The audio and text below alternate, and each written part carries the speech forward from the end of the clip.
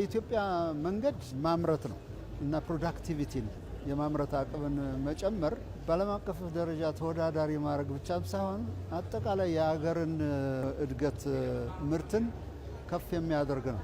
እንደሚታወቀው ማኒፋክቸሪንግ ቼይን ኢፌክት አለው። በራሱ ብቻ የሚቆም አይደለም። የአንድ ሀገር እድገት በዋነኛነት የሚመሰረተው በማምረት ነው። ያመረቱ ሀገሮች እድገታቸው ከፍ ይላል።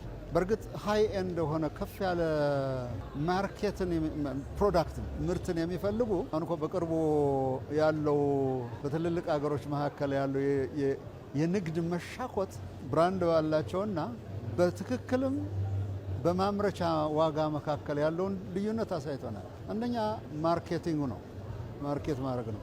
ሁለተኛ ማስተዋወቁ ነው።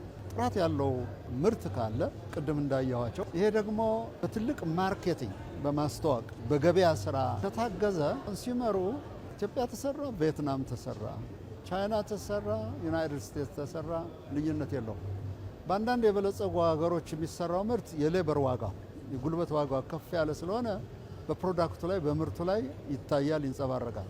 ወደ ዩናይትድ ስቴትስ የተለያዩ ፕሮዳክቶችን ከዚህ በፊት ስንልክ በስራ አጋጣሚ እዛ ስለነበርን የሚገበየው ሰው የሚመለከተው ኳሊቲውን ነው እንጂ ገልጦ ግሪስ ነው፣ ኢትዮጵያ ነው፣ ጋና ነው፣ ፊጂ ነው አይደል።